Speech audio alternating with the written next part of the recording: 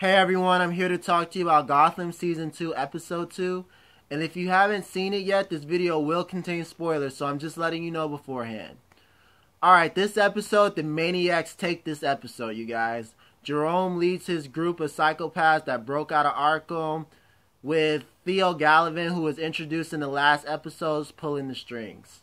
So we start this episode with Theo torturing the mayor, so he does exactly what he wants.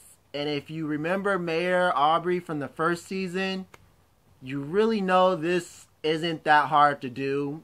Mayor Aubrey, he could have sat down and pretty much told him to looked at him menacingly, and Mayor Aubrey would have done exactly what he wanted him to do. So then we get to where Jerome and his crew are dumping bodies off the Gotham Gazette, spelling out their group's name. Maniacs, as I said, the Maniacs have taken this episode. But just to think about it for a second, they threw bodies off a building that's spelled out correctly, and I'm just wondering, like, these are bodies flopping around through the air, and they perfectly spelled Maniacs. Okay, you're not supposed to think about stuff like that, but it just popped in my head for a second. Alright, so the GCP is looking for these guys. They pretty only know that these guys broke out of Arkham, and that's it. Nothing else. Haven't got any leads or anything else about it, and that's pretty much what they're going on. They just know who broke out, and that's who they're looking for. So the Maniacs have, they did the little coming out party, and Theo Gallivan's like, we got to step it up, we got to get more theatrical we need to get more headlines, we need to be front page material. And this is where Jerome comes out with his ladies and gentlemen, and it's just so spot on Joker that you see Joker, you see him painted with white face paint. He really is spot on in his role of this Jerome character, and it's really good. It's spot on Joker, and I had to go back a couple times just to see it again. So, we got the Theo wanting them to put on more theatrics, and then we get Tabitha, Theo's sister, and Barbara coming in, and they're harassing the mayor, whatnot. I guess he's a fun person to play with. And Barbara is jealous that she hasn't got in on any of the fun yet. And so she asks Theo, why hasn't she been on it? Why are only the boys playing? And so Theo says her time's coming, and he wants to know more about Jim Gordon, pretty much. That's what he wants to know about. And, Barbara's so happy to, give him dirt on Jim Gordon, after what happened to them in last season.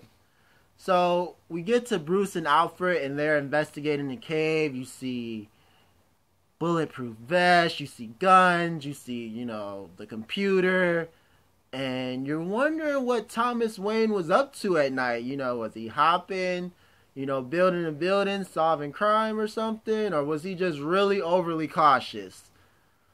I'm going to that he was really overly cautious. He knew some people were acting shady, and he knew he was just being overly cautious. I don't think we should read too much in on that he was sporting pistols, and he was seriously packing, and I'm just gonna leave it at just being overly cautious. And then we get to a very upsetting scene of mine where Bruce fires Alfred. They're investigating, and Bruce starts up his dad's computer, and Alfred smashes it. Pretty much afraid of what Bruce might find. If you haven't seen the show, Bruce is pretty much really obsessed with finding his parents' killer, And so Bruce fires him, He's got this little spoiled brat persona, and it's getting on my nerves that you would fire the only person who's been in your corner since your parents got killed. And that scene just really deliberately upset me, and I'm like, was that scene targeted at me or just all Batman fans? But I was really pissed off about that. So, we get back to the Maniacs, which one is one of my favorite scenes of the episodes. Jerome and Robert, one of the other Maniacs, who kills and eats people, decide to have an argument. Jerome picks up a sword, which Robert unsheaths, and, Jerome wants it back. But Robert says he saw it first, and, we're dealing with nutcases from Arkham, so, they get into it. Chainsaw and sword start going at it. And this is where Theo comes in, to solve their little problem with a game of Russian roulette. And, Robert takes his one shot, and then we give the gun to Jerome. Jerome goes on a little speech where he takes one shot, two shots, three shots. And I swear he was channeling some of Heath Ledger's Joker, that sadistic side, it was really, that Joker side that gives you the chills and makes you, it was really good. Cameron Monaghan really is studying this role, and the other people who have played, even giving us, that Mark Hamill laugh we have all grown up with, he's got that laugh down pat, which I think is awesome. But remember, he's not the Joker. He's not the Joker. Everyone keeps saying he's not the Joker, but he does so much Joker stuff, it's hard to even not consider him being the Joker. They just need to go ahead and say he's the Joker so we can just get on with it. Now we get to Jim. Harvey quit last season, after all the stuff that was going on. And, Jim's trying to get him to come back to the GCPD, which he declines, or his girlfriend declines pretty much.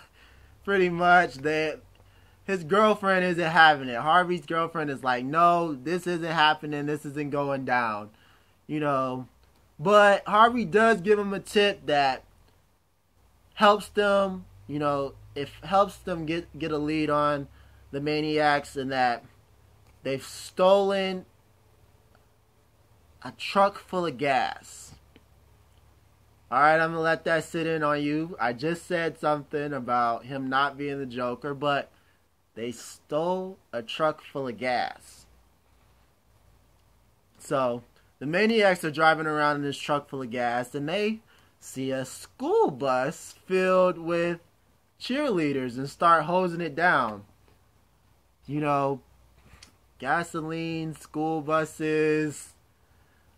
Alright, I'm not going to even say no more about that. So, when, the GCPD are looking for this truck and, they spotted it, they call it in, Gordon's on his way down, and they start pretty much a firefight out in front of this gasoline-covered bus. And, Jerome's pretty much letting it loose on them, telling them to shoot at them. They can't shoot at them because if they shoot at the bus, it's over. So, we get this little firefight, and the Maniacs escape, leaving behind one of their guys. Yeah, that might have not been good for him. They left behind him, and he accidentally lights the gas on fire with his lighter, pretty much after Jim tackles him. And so Jim runs into the bus, starts it up, drives it out of the way of the fire, and saves this school full of cheerleaders. And,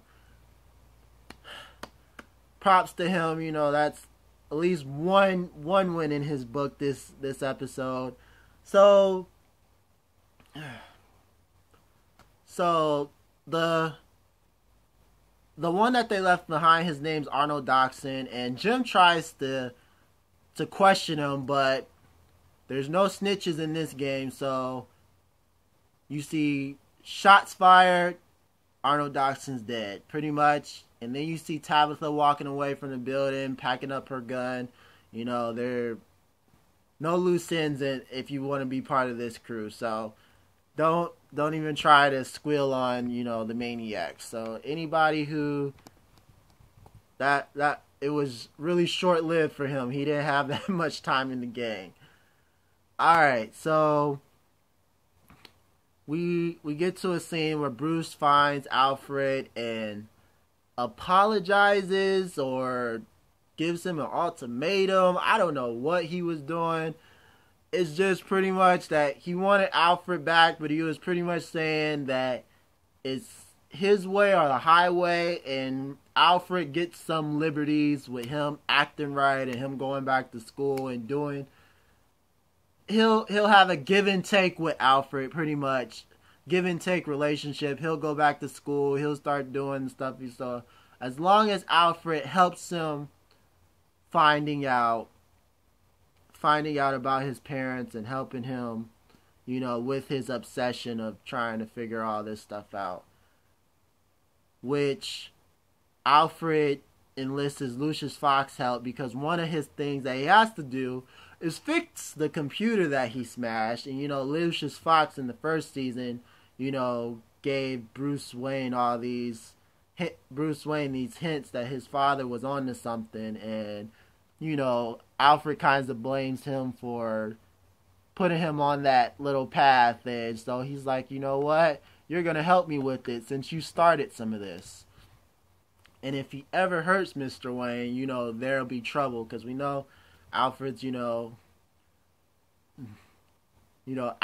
Alfred's Alfred. If you don't know Alfred, he'll take you out in a second if you mess with his loved ones. So we get back to the GCPD. Jim gets a phone call from Barbara, where they have a lovely conversation while she's standing in the building. So he runs after her while the other maniacs are walking into the building in police uniforms, setting off smoke bombs, shooting up the place. Barbara has led Jim out of the building, down an alley, where he's jumped and beaten up by this. His name is Aaron.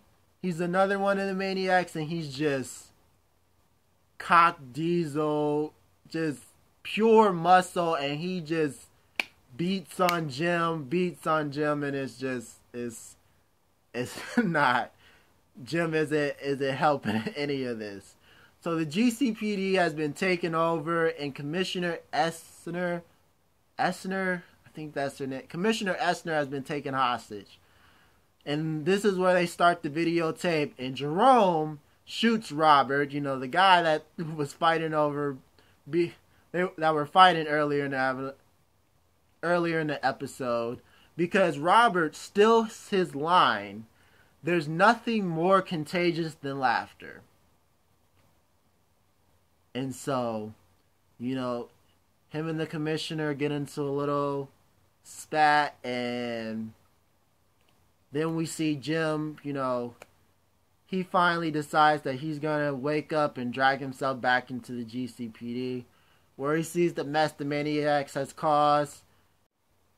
Commissioner Essner has been shot and dies leaving behind the message, "It's a new day, Jim." That was really upsetting, because she just got the job. And it was like, goodness, we couldn't let her have the job for maybe a couple more episodes before you decide to kill her off.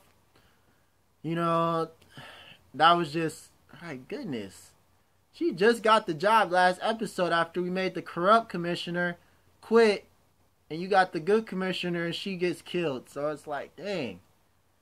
So then we get cut to the scene where Lucius and Bruce are working on the smashed computer, trying to put it back together, and they're having a talk when Alfred pretty much tells Bruce what happened at the GCPD, and Bruce decides that it's upon him to go down to the GCPD and apologize to Jim for what he said into the last episode about him not, doing all that was necessary to find his parents' killer. And was that really necessary? Was this apology really necessary at this point in time? I really don't think so.